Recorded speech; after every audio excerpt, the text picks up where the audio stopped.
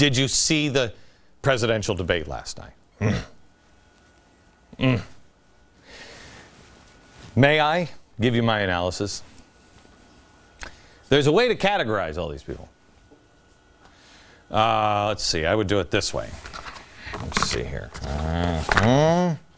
And then this. And then here. Okay. He's wearing a power tie. He's got the red on. It means he's forceful. He means it. These guys, I don't even know. What does yellow even mean? They're both wearing yellow. Presidents don't wear yellow ties. They're out. Now, so the real choice is between the blue ties or the red one. She didn't even wear one. What the? Now, you want somebody tough. This guy. CNN, may I ask you a question? What the hell is wrong with you? I've never seen anything like this. First of all, shh, let them speak. Second of all, Coke or Pepsi? Coke or Pepsi? Innie or outie? The world is burning down, and you know what? I'm voting for Plenty. Because he didn't even think, what about the Pepsi generation? He just immediately said Coke, and I like Coke. He's a man of action. You gotta be kidding me. And you wonder why you guys are losing. Well, it's between these four, the blue or the reds. I'm not sure yet. I'll have to see another debate. Will he wear a blue tie next time, and these guys wear red? I don't know. But I know I'll dismiss anybody who's wearing yellow or no tie. What is that? Now, coming up on tonight's program, we have wiener news, but not the wiener you're thinking. Believe it or not, there is another wiener out there making news. And you're going to be amazed that nobody, no, you're not. No, you're not. I'm going to be real honest with you. You're not going to be amazed that nobody's talking about it in the media. It's the media. In a real world, one that made sense, you'd be amazed that no one's talking about this wiener. Coming up.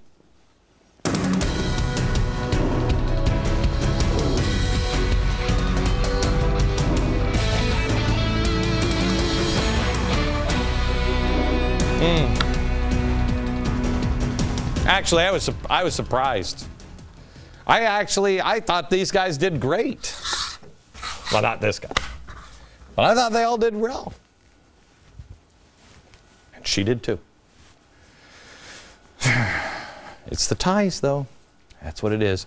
Welcome to, 13 shows remaining on this program. 13. Welcome to the program. Hello, America. It is hard to believe that we're 13 shows left. I plan on using that remaining time as wisely as possible and bring you the most important information that I can. At the beginning of this year, I told you, I hope, signaled to you that I was going to be leaving this broadcast because I said on one of the first episodes, I am tired of sitting around and talking about the problem. It's time to roll up the sleeves. Wait a minute. I'm wearing a blue tie. At the beginning of the year, I laid this out for you. E1, E2, E3, A4. Empowerment or enlightenment, education, empowerment, and entrepreneurship. I believe this is the solution. Everything that is coming down on our head here in America and the rest of the world is going to come down to the individual. I told you last night about a book that I've been reading. I tell you, I have forgotten about what I learned about militant Islam and the roots of Islam or early Islam. Last night I was reading a section of this, and it's amazing what you can learn. The world is at a tipping point. It's a tipping point. This author says there's been 7 tipping points, and each time they've tipped towards freedom. But it was because of individuals. It was because of a small group or a handful of people that tipped it in that favor. I talked to a friend of mine today, Bruce Feiler. He's the guy who wrote the book America's Prophet, which is a fantastic book about Moses. And he has great optimism for the Middle East. And we were talking, and he said, Glenn, it could go the other way. And I said, yeah, it could. Yeah. Yeah, and so could the dollar, and so could the stock market, so could everything else that hasn't so far. But he's right. It could. And it will all come down to the individual and getting those individuals involved, educated, enlightened, empowered, and there is an O here, organized. Tonight I want to focus on E4, entrepreneur. Entrepreneurship. I think a lot of people will go, okay, well, what I got to do is start my own business. It is, if you will, if I use the entrepreneurship word, please try to think of the movie The Princess Bride. You keep using that word. I do not think it means what you think it means.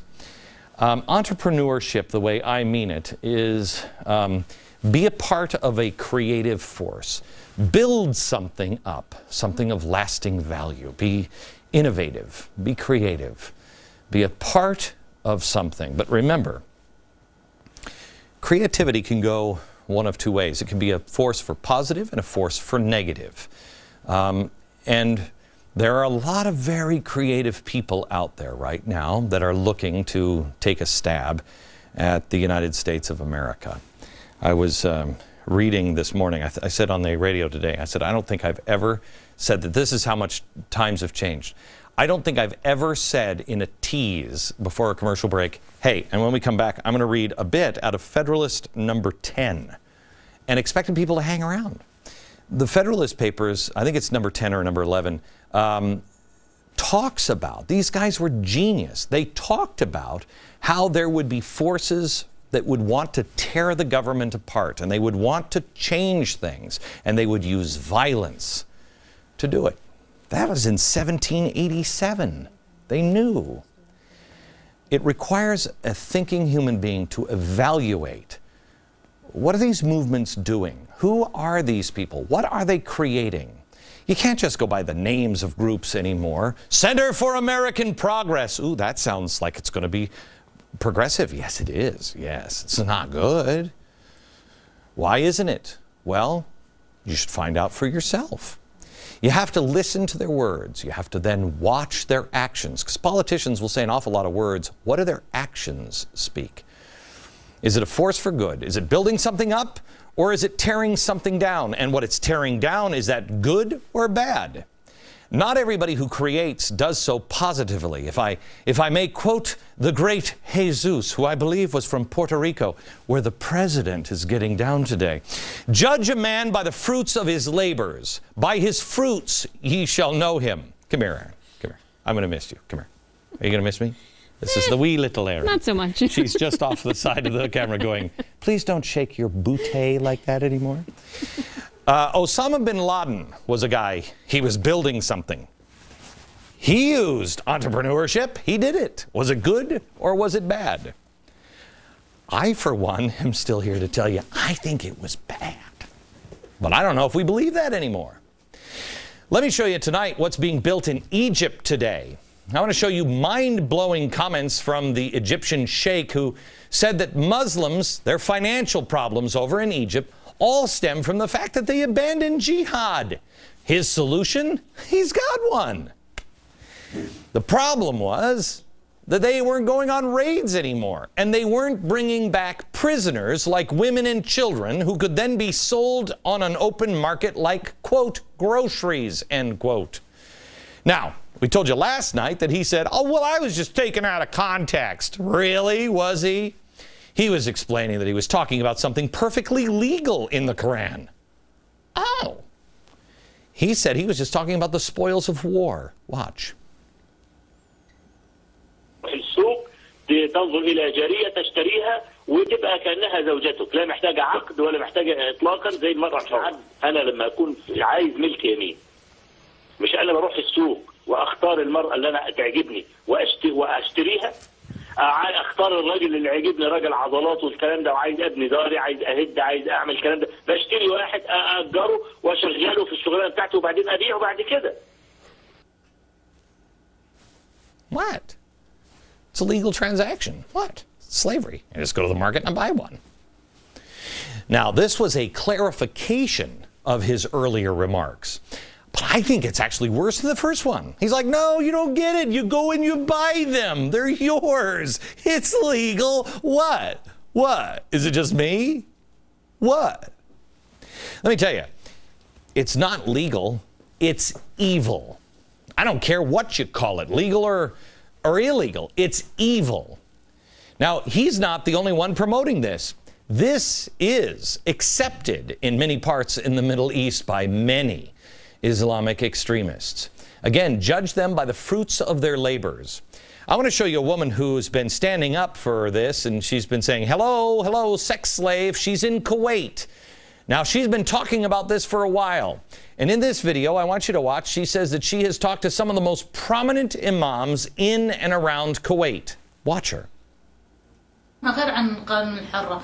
الحرة عورتها جسمها كلها إلا وجهها ويدها. أما الجارية من السرة وتحت، يعني تختلف جدا عن الحرة. والحرة لازم بعقد زواج، وهذا الجارية لا، فقط يشتريها وخلاص كأنه يعني تزوجها. فتختلف الجارية عن الحرة. عن هم كذلك هنا بالكويت سألت ناس مختصين متدينين وهذا، فقالوا لي يعني قالوا لي صح مشكلة استغفر الله يا ربي الرجل أو الرجل على دين، يعني مو إلا ملتزم حيل، يعني كل رجل سوي بدينه يعني ويكون عنده خير. الحل الوحيد إنه لازم يكون عنده يعني إذا لا يريد أن يأتي النساء بالحرام، يعني إذا كان يعني مبتلى بالفتنة، إنه يعني هذا هو الموضوع، إنه يعني يشتري جواري. Well, it'd be cool to see the cleric as a televangelist on TV saying, I sinned against you, oh Allah. I had sex and she wasn't my slave. That would be good, wouldn't it? All right, so let's just recap here. Here's a guy in Egypt saying, hey, what? I'm a cleric. It's legal. We can have sex slaves. That's the way to solve our problem with finances. Let's go, and this is what he said in the first one, let's go and attack the West and grab their women and children from America and bring them back over here and sell them into sex slave. That'd be great. Yeah. Then we have this woman who is in Kuwait saying, hey, I've talked to all the biggest imams around, and this is what they're saying. All right. She seems like a nice woman, right? I mean, here she is. She's out there. She's trying to make sure. Do people really believe this? Imagine if you were an activist mom, or your wife, or your girlfriend, or your sister, and she said, hey, I can't believe people are really talking about this. She's talking to all the religious leaders, say, the only way for men to stop having forbidden relations is to have slave girls. You know, the ones who can only be covered from the belly button down. Yeah. I know, even Anthony Weiner's wife wouldn't go for that one. But here's June Cleaver from Kuwait, and here's what she says. Listen now to the rest of her conversation. صراحة أتمنى أن يسنون قانون لهذه الفئة ويفتحون يعني الباب لهذا مثل ما فتحوا باب الخدم المكاتب وهذا، يفتحون باب الجواري ويسنون قانون صحيح. يعني احنا ما نبي عيالنا يعني يضيعون بالهاوية استغفر الله يا ربي اللهم استغفرك واتوب اليك بالزنا والقاذورات هذه. انا الدول اللي اشوف انها يعني مثل الشيشان اللي هي بينها حرب وبين دولة ثانية، اكيد في أسرة، فروحوا اشتروا هذول الأسرة. يعني مو افضل يذبحهم الجوع هناك، روحوا اشتروهم وجسموا شغلوا هذا وبيعوهم على اللي هني التجار. Gee, Wally, Dad and Mom are going to be upset when they find out that you have a slave girl and Dad doesn't have one yet. I mean, is that like every 12-year-old boy's dream come true mom who says, we can't let our kids fall into some sort of fornication. That's why I got my son a new sex slave. Excuse me? This comes back to the spoils of war. If you think that the world is going to continue to rotate and we all basically think alike, you are wrong. Hey, slavery is better than getting your head cut off on the battlefield. No, I don't think so. I don't think so. No, it's the humane thing to do. No, again, I don't think so. Maybe I'm just old-fashioned, but not too old-fashioned, like 7th century old-fashioned. Can I ask you a question? As we started looking into this over the last couple of days, I asked my team, did you guys know this? I mean, that's the accepted position on slavery by all the scholars and experts on the Quran, and it's kind of the spooky, darker places in the Middle East? I didn't. I knew about the 12th Imam. I could tell you about the 12ers. I could tell you all about it. I can tell you all kinds of stuff in the Middle East. This one? No. We've been fighting radicalized Islam for a decade. And we have something big like this we still have to learn about? Okay. I think we're in trouble. I don't think we really know who these people are. We might want to go slow. That's not... What do you say we don't arm them? Let's just keep that between us. Let me ask you this. Where are the voices of condemnation on the increasing bigotry that is on videotape coming out of the Middle East? Like this. الشذوذ تحطيم الشاذ. لهذا أيها الإخوة الشذوذ عقابه القتل. اللواط إذا ثبت يرمى من مبنى عالي. طب أنت شو بتعمل فيهم؟ أنا حقيقة يعني أستخسر فيهم الإعدام. والله هؤلاء ينبغي في الواقع أن يوضعوا في مكان عام ويجلدوا ويؤدبوا حتى يعني. Now, let me ask you this question.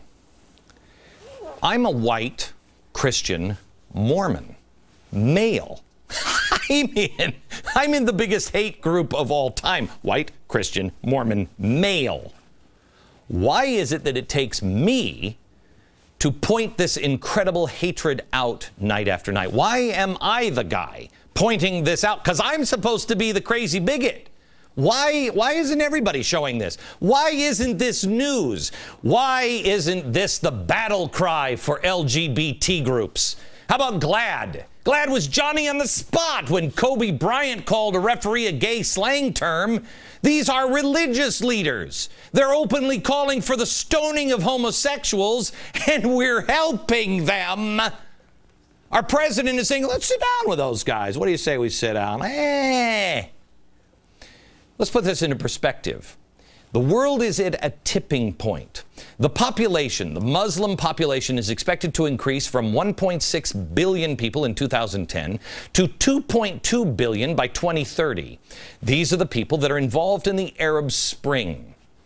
They're about to affect the entire world.